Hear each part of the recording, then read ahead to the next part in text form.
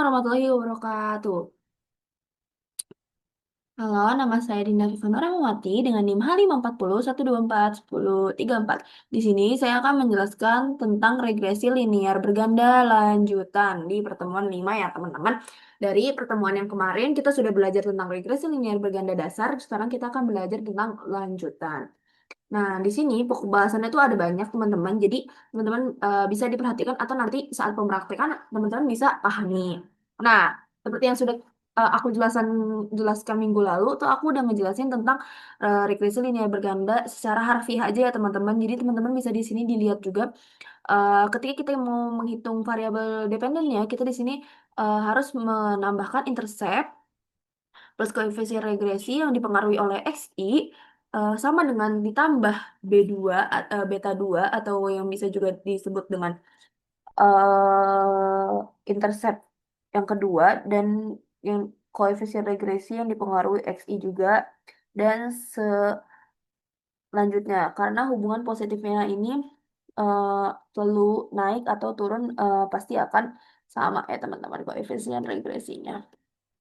Nah, apa sih korelasi parsial itu? Biasanya tuh korelasi parsial itu digunain untuk melihat hubungan murni ya teman-teman antara dua variabel yaitu misalnya X1 dengan Y dengan mengendalikan pengaruh variabel lain. Nanti aku akan jelasin juga di interpretasi hasil aku kemarin ya teman-teman. Nah, teman-teman bisa lihat juga di sini contohnya ya dengan gampang. Nah, di sini juga ada variabel dummy. Variabel dummy itu apa ya? Dalam dalam regresi linear itu juga kayak ada variabel dummy yang digunakan atau umumnya tuh data kuantitatif teman-teman numerik dengan skala interval atau rasio. Jadi kalau ada variabel bebas yang bersifat diskret atau kualitatif atau kategorik, gimana teman-teman? Nah, jadi kalau variabel bebas kualitatif tersebut menjadi variabel dummy biner dikodekan satu atau 0. Contohnya jenis kelamin atau status kerja juga bisa. Model regresi tetap memiliki bentuk yang sama dengan diestimasi dengan OLS ya teman-teman. Oke, lanjutnya ini ada adjusted R2 atau R2 terkoreksi. Ini juga variabel yang baru gitu loh di berganda ini. R2 tuh selalu naik karena menaikkan JKR sedangkan JKT tetap. Tapi R2 terkoreksi dapat naik atau turun, teman-teman. Tujuannya tuh menghindari dorongan peneliti untuk memasukkan sebanyak mungkin variabel bebas tanpa pertimbangan yang logis. Jadi jangan asal main masukin data-data yang variabelnya tuh nggak jelas, teman-teman. Terus ini juga ada stepwise regression. Stepwise regression adalah teknik untuk memilih variabel terbaik dalam regresi berganda dengan cara menambah atau menghapus variabel hingga didapatkan model yang paling efisien juga. Nah, selanjutnya ini aku langsung praktekin aja ke hasil dari kemarin aku sudah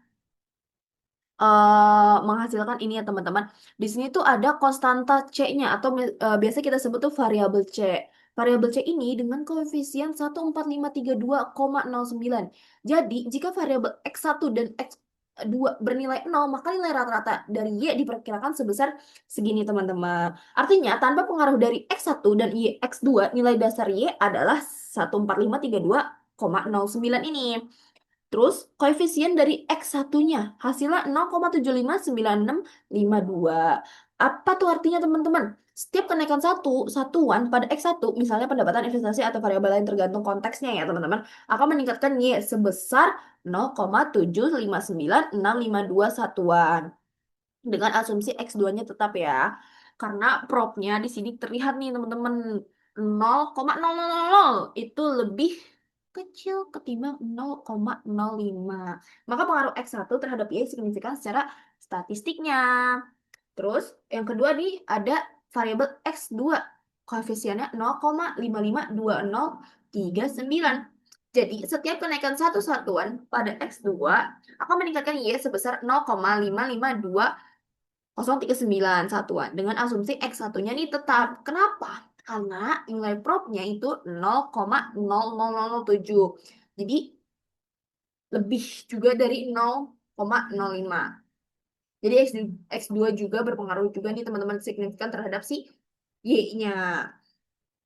Habis itu uji kelayakan modelnya. Di sini tuh hasil dari R square-nya tuh 0,59 sekian. Yang artinya tuh juga 59,09% variasi Y dapat dijelaskan oleh variabel X-nya dan X2-nya. Sisanya 40,91% dijelaskan oleh faktor lain di luar model ini. Terus ada adjusted R square-nya. Di sini hasilnya dengan koefisien 0,57 sekian. Nilai ini tuh udah sesuai teman-teman dengan jumlah variabel dan sampelnya. Masih cukup baik menunjukkan model tuh udah cukup bagus lah istilahnya gitu. Terus di sini ada uji F-nya. Uji F itu simultan ya teman-teman. F statistiknya 33,21 sekian, probnya itu 0,0000 gitu kan. Artinya secara bersama-sama variabel X1 dan X2 berpengaruh signifikan terhadap Y-nya gitu. Terus ada uji T parsial.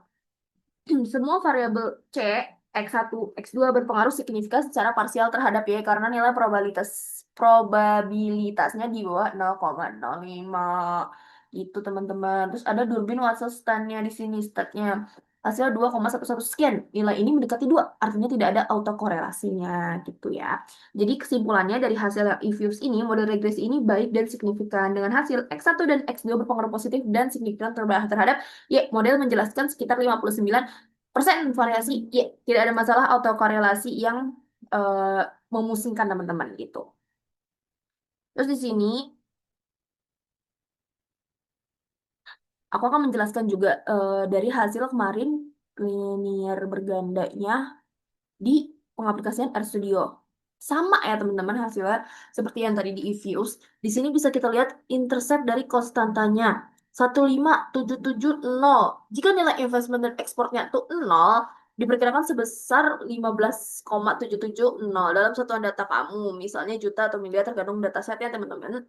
Terus di sini ada investment X1 0,7374.